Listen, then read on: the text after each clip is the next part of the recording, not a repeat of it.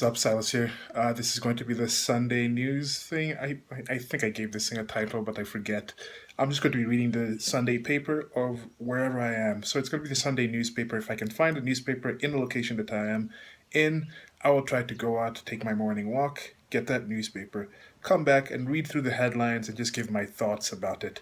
In some situations, there are going to be things I don't know about because it might be a place I'm just visiting, or I just might have not really paid attention to the news for that weekend or that week. Some places there's going to be things that I have interesting to say about it. I'm in Nairobi, Kenya, as I've been for the first two, and I just got the newspaper. So I'm just going to get right into the actual reading of it. I don't really have much to say about the stuff that's going on. I know there's a March for Our Lives thing in the United States of America and a few other countries. That might need a separate video, but I just want to I was just thinking about how a few weeks ago I was hearing about how some student union in Kenya, most of the schools and universities have unions of students, and there was some students protesting in Meru, which is about 2 hours away here from Nairobi, in like the area in Kericho area, I think, where there's like the giant pineapple farms like Del Monte, and that company has a lot of farms out there. Um, Coffee, tea, and things like that are grown in that area. But there was some student unions there. I think they were trying to get better teachers, better education, a more affordable schooling. And one of the student leaders got shot dead, and by some security guy. And I didn't really follow that story, but I'm just trying to think of the struggles that certain students have in certain areas of the world versus what they have in the United States of America, and how these students are being used by these left wing parties, left wing causes, celebrities kind of jumping behind them. And what are they there for? They can't really say. They just, somebody pointed out, like, okay, you can see it yourself also. Some of these just knee jerk reactions. When you ask them for actual details of what they want, how they think they'll solve the situation, or what actual situations they're going against, nothing. But anyway, into the papers. Okay, so as before, we're going to have the Sunday Nation here. This is the Nation newspaper, and then the Sunday Standard for the Standard newspaper. The Daily Nation is what's normally called when it's every day. But on Sunday, they have these special papers.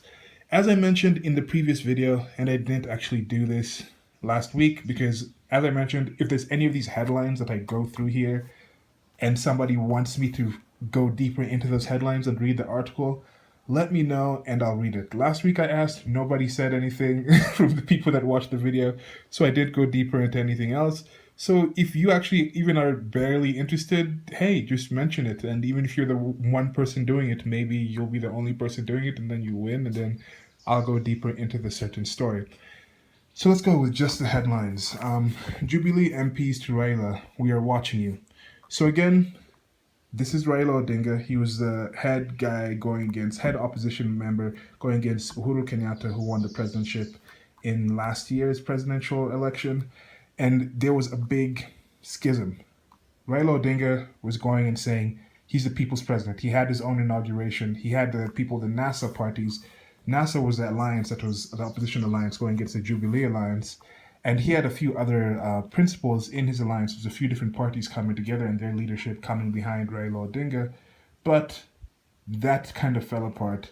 They didn't really support him that much when it was coming up to that inauguration. A few of them didn't show up, some of the head principals.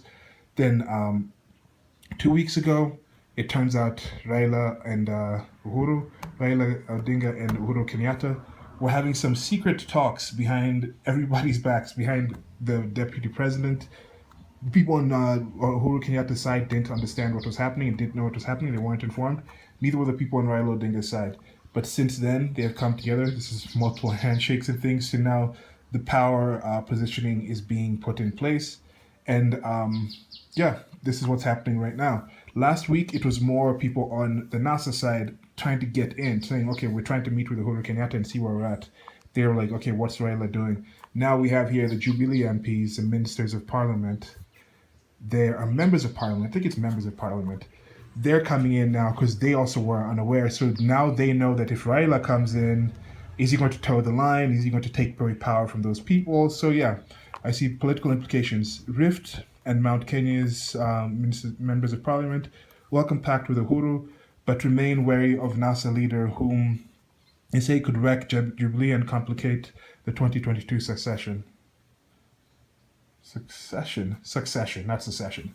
think it's secession. I'm thinking too much of United States politics with people talking about seceding and things like that. So anyway, this is a situation where now people are trying to say, okay, Uhuru Kenyatta is going to be his second term, so he's going to be out. So now people are trying to position themselves and see who's going to come in next. A lot of the NASA people also, which are people in the opposition parties, are wondering, should we come in with Raila Odinga and also try to get part of his partnership with the current presidentship?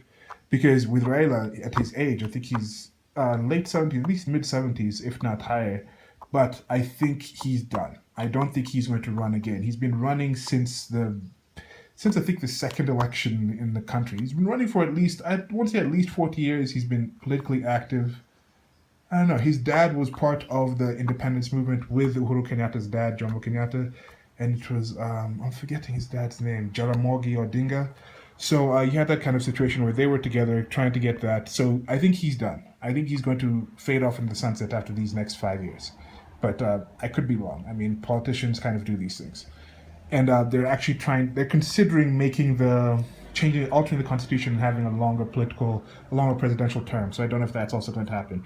But anyway, if that does happen, I think that guarantees even further that Raila Odinga is not going to run again. But people on the Jubilee side are trying to get in.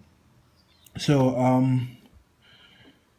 let's go into the other ones. Winds of change as Nyanza waits for Uhuru. Solidifying handshake, sea of change in political approach as Raila and Nyanza leaders prepare to receive Kenyatta following the truce. So Nyanza is a region. This is the thing. It's a very regional thing. And when they're talking about Nyanza, when they're talking about Rift Valley area, when they're talking about Mount Kenya area, this is also known to the people talking about this that these are going to be certain tribes. These are going to be certain people. These are going to be certain ethnicities, certain cultures. Because they still have those ancestral lands where the certain tribes come from those places. And the tribes tend to fall into line with different ones. He's from the Luo tribe, Western Kenya area. He's from the Kikuyu tribe, which is the Central Kenya area. And that's kind of how the major splits go to. Now, some regions and tribes will come onto Raila Odinga's side of the Western Kenya Alliance. And then Uhuru Kenyatta with the Central. Rift Valley is also close. And I think the Rift Valley region, if I'm not mistaken, is where the Kalenjin are from, which is the deputy president, William Samuel Ruto. He is from that area as well. I think the Kalenjins are also the ones who run in the... So they're the ones who do the marathon running and things like that, and they're from that area. But I think it's the Kalenjin. Anyway, I could be wrong about that. Okay, moving on. 100 people. What criminals know that you don't? So this is just people aware of the crime situation. These is about purse grabbing, which has reduced from my knowledge, but there's decent graphics there. I mean, there's some good talent here in Kenya for the graphic stuff. I think they do a good job of putting these things together. Rare rhino set to be rare rhino to get befitting send off.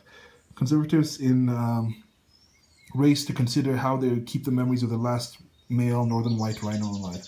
So it's not a white genocide, but the last male northern white rhino died. So this northern male white rhino died, and apparently his daughter and granddaughter or something are still alive, and they have some of the sperm of this rhino, and they were trying to get them to mate, but they're going to try to artificially inseminate the females, either the daughter or the granddaughter, and see if they can continue the species.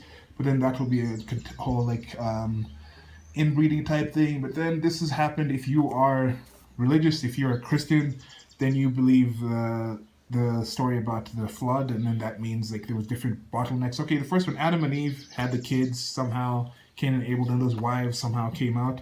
So all humans came from those two couples, and then they spread out, and then they had another bottleneck with the flood, and then Noah. So this would kind of be a Noah kind of situation where this would be like the Noah of the white rhinos, where they could spread out again and get some more diversity into their genetics after some generations, 100 generations. I don't know how many it will take for you to get over those negative effects that come with inbreeding.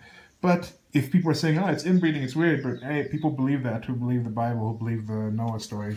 I really don't find it credible, but I mean, they think that happened with every single land animal at the time of Noah, right? Because it was just two pairs, and then so all the animals had to start again reproducing from just those same two pairs. But I guess those two pairs didn't have to be related at that time. But anyway, I thought this was kind of an interesting story. How much have you guys heard about this? If you're not here in Kenya, did you guys hear about the last white rhinos going by? But I also think with some of these things, so many animals and creatures come in and out. Some creatures probably are developed, become a life being, a life form, and die off, become extinct without us even knowing about them. So the fact that we know about them, the fact that we can actually keep the genetics, and then maybe later on we can find ways of reverse engineering them and using stem cells or whatnot and creating animals again like Jurassic Park type things, that can happen. But some of the animals that are at least the most present on Earth are things like cattle, chickens, things like that. And where I'm going with this is people farm these animals. People are invested in these ownership of these animals, and I think that's something to think about. Whereas with some of these things, maybe if you have some kind of system where there's more ownership, where people can actually go and farm these animals, it doesn't have to be for actually killing them and eating them and things like that, but just to have some kind of interest in their existence. Like something like horses. In general, horses aren't eaten, but people use horses for like racing, for like beast of burden. I guess that's stressing the horse out or whatnot, riding the horses, things like that. Or pets. Think about cats and dogs, how they've proliferated in humanity, different kinds of breeds of cats and dogs, since people are very interested in having them from companionship. So what if you could find a way to have like companionship with rhinos, like Black Panther, like they had that one group of one tribe in the Black Panther in Wakanda that had those rhinos and they're like using them. I guess they use them from battle too, but they just use them just kind of in their bomas, in their homes, in their like homesteads. But yeah, okay, Kamor wins men's half marathon. So this is just again people just being runners, probably from the Rift Valley area, probably Kalenjin. Like there's ways to tell. Kamworo. The names people can tell by the names. I'm not too good at telling from the names, but different tribes have different naming structures, so someone can see that name even without seeing the person's face, and you can be like, yeah, that's from that tribe, or they'd be able to see the face and be like, yeah, that's from that tribe. Yeah. So last one up here. Did you know Usangishu leads in single women Nyeri tops in separations? This might be an article I might just read anyway, because the last time I read something that happened with like the female situations, which was the first time I did this thing, it was about I'm too attracted to be single, and that was a rather interesting thing. So I'm kind of interested to see what this is. Usangishu, that's again an area, Nyeri is another area where they're saying the separation. So I'm wondering with the separations, because there's been some talks about how to do with alimony and things like that when it comes to separations, because that's not as developed as it is in the West. But yeah, so this may be something I might read even if people don't suggest it. But I'll give the suggestions until Wednesday. If somebody suggests it, do it. But if not, I'll probably read this on Wednesday if nobody suggests something else. These kind of this is these are kind of these cool little things I've seen. There's got to be another one here where people are doing more like Africanized fashions and a lot of fabrics, a lot of colors, a lot of things like that. And I think it's a cool look. I can see this coming to African Americans, to the Black community in the United States of America, trying to go more into this thing. I mean, they've already started just with the typical I don't know what they're called, just Kanga cloth, but the typical kind of the t-shirt type things that look a bit like this, but they have that pattern, some of this pattern, except it's like on the whole shirt, instead of just trims or areas like that. But I think that's going to come. It's going to start spreading. There's a lot of this. I think there's very decent African fashion designers. I know a few that are doing different things, and that's going to spread as internationalize. Okay, so that's it for the standard. Let's go to the Sunday Nation. Look at this. This is like the advertising thing. There's still a lot of paper advertising here, but yeah.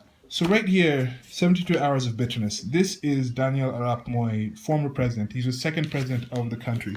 Is that actually on his face or like a printing error? I think it's a printing error. But anyway, so this is, I guess, a story talking about Moi spokesman opens up about the humiliation of former president during his last days at the State House. So this is just a story, I think, about how the transition, because that's a very key thing when it comes to politics, when it comes to governments, when it comes to stable countries. How do you transition from one leader to the other? Is it a military coup, a lot of people die, or is it a peaceful transition of power, which is a very common thing that happens in the West that has been a struggle for Kenyans, for developing nations. And I think that's one of the signs. Once you can say, okay, we are a developed nation, I think if you have like two or three I think getting three good transitions of power that nobody actually just goes out and dies. But then, if you don't have straight up murders, there's still going to be a lot of things in the inside here. They're saying NARC team wanted Kibaki sworn in immediately, so I guess they didn't really have a constitution or things set up to the point as they do today, where there's more set rules on how the transition of power is going to come. I think people are still playing it by ear, and there was also bad blood between Amoy and Kibaki. So it's kind of situations where people don't really like each other that much. But then now you're seeing that in the United States of America, the transition of power going to Donald J. Trump is not as smooth as it is. I mean, yes, they're not saying, or yes, they are actually saying impeach, impeach, impeach. And then, as I mentioned in the previous video, recently this week, he just signed this omnibus bill, and even people that were rather staunch supporters of him, like, oh, you're going to be impeached now.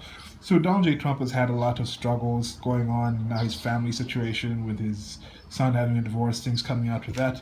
A lot of stuff going on, but I guess it's just an article about, okay, there was a conspiracy to create a false impression that Mzee Moi had refused to vacate office. They meant to humiliate Mzee and then proclaim their action as heroic act of a popular uprising. So this is a situation where they're saying he was okay to switch to get out of power, but the people coming in wanted to add and say, oh no, he's trying to stick onto power and we're coming in heroically and just trying to get that going on him. Now I don't know this. Of course, he's a spokesman of him. I guess he was a spokesman for Moi in the past. Moi here saying, if you abused me, I forgive you. And you forgive me if I hurt you. President Moi, during his last Jamhuri Day address as head of state in December 12th, 2002. So that's an article. You might read that. Like I said, suggest if you want one of these things gone into, I'm going for that one. I want to read that one. But anyway, okay. Lifestyle. Art brings out hidden talents of children. This is one thing. I taught animation at a university here in Kenya, developed the animation course, and had some struggles teaching there. It was an interesting experience trying to develop this course and lay it out and trying to understand different people's affinity or interest in art. You know, you try to teach a course where some people are just coming in there, they've never done art, they're just trying to fill some credits into their courses, and some other students have been familiar with art their whole lives and they're really interested in it, and trying to figure out how to teach those different students and not project my own relationship with art onto those people. It was a challenge and a situation, but I'm thinking the environment in Kenya is developing with arts, and I think arts is it's a central part of the culture, yet I think it should come organically from the culture. It's not something I think you can. Actually, it's very little things I think the state can actually mandate for people to do. I think the state more things are going in a certain way than the government. Like, okay, it's going this way, and then people just like jump in halfway as it's going. Like, yeah, look what we did, and like here, there's somewhere in the middle. There's somewhere. I don't know. I can't do this right now. I'm holding the camera. So it's like this is. Imagine this is the route. Like, I'm gonna do this. This is the route. They're going this way, and then government kind of jumps in halfway, and then they're like, "Yes, now we're the ones doing." That's a really terrible thing. But anyway, so Ministry of Arts, Ministry of things like this, they're trying to do this in Kenya. They have like a Ministry of Sports and things like that. And I don't know how effective these are in actually engendering these things. I think the structure of it shouldn't be necessarily to create and enable things. It should be more just I don't know what they should do. But anyway, I think it's positive seeing what's happening with the art world here in Kenya. I have a few acquaintances that are more deeply into it. One of them, Pascal Chuma, he has this own art style of his, opened a school, the Bobea Center. I might try to interview him sometime this week, sometime coming up, and see if he's open to talking more about his work. Okay, these are some of the principals right here, Moses Wetangula and Musalia Mudavadi, if I'm correct with that name. Two of the principals that were with the NASA Alliance with Raila Odinga. They say pulling apart. The National Super Alliance leaders Musalia Mudavadi, Moses Wetangula, and Boni Kawale at Mbale Town in Vihiga County yesterday during one of the roadside rallies in which they launched a scathing attack on ODM leader Raila Odinga, who they accused of betraying the Luya community. They vowed to front a candidate from the community in 2022. So the Luya tribe is the tribe that my folks are from. So I'm also from the Luya tribe in the western area, and these are Luya leaders. So they had the Luya and the Luo Alliance, and now they're going more into the tribalism saying yes, we're going to get somebody from the community. This is something that I don't get. I don't get the tribalism aspect of it. And it took me a while to see the different kind of tribes that exist in places like the United States of America, because they don't just say we're the Luya tribe.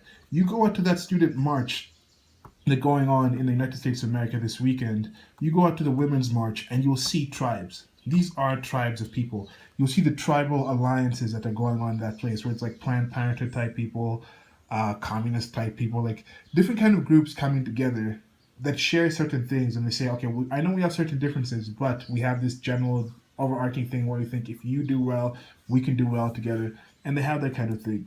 But just getting in these tribes where it's like this is a genetic tribe, this is like I can just look at your face and know you're already in this.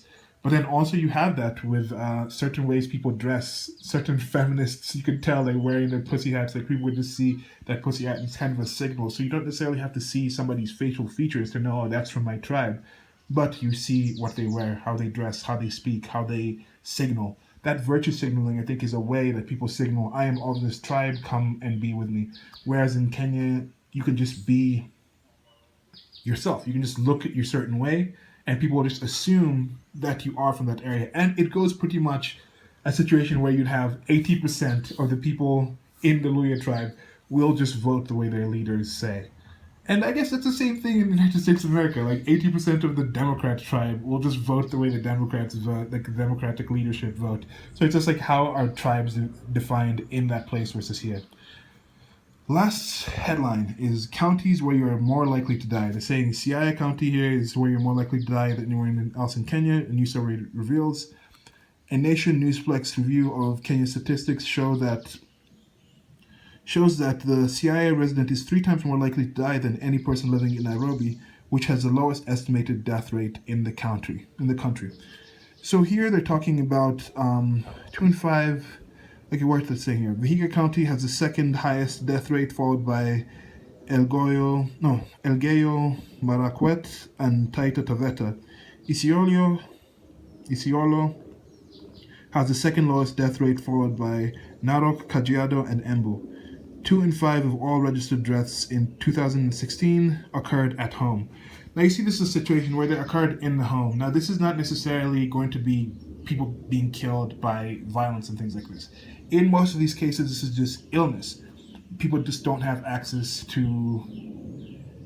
People have bad health situations. So you'll have a situation, somebody gets ill, they're in their home, they're not in the hospital, they don't have access to the medicine, they don't have the health kind of situations. So they'll just die in their own house. They'll break a leg, and they might get septic, might do things like this. I think there's fewer situations of actual violence.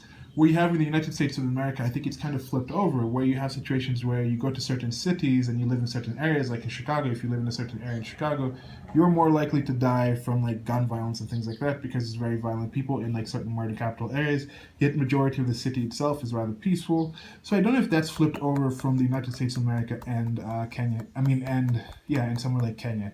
If in the US and developed countries, more people die in the countryside than in the city. This is something I need to I'll double check that and see. But here, I think when you're in Nairobi, the capital city, you have access to better hospitals. And I think also the figures. I think some of the numbers are coming in. You see, they're talking about estimates here. So how do you actually know? How do they know how many people actually die and things like that? But anyway, yeah, that's that article. I think that's it. This was not, I don't know. This one had only like 1, 2, 3, 4. Betting in charge your happiness. Yeah, okay, whatever. So yeah, that's it. That was only 4. And 1, 2, 3, 4, 5, 6.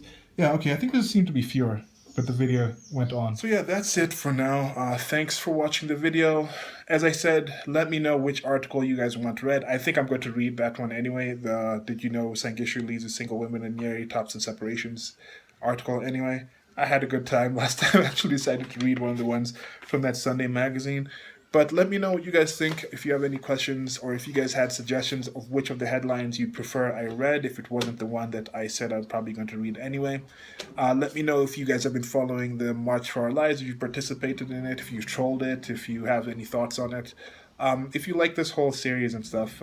But yeah, so that's it for now. Like, share, and subscribe. Links below to the merchandise store. There's also a Patreon if you'd like to support the channel.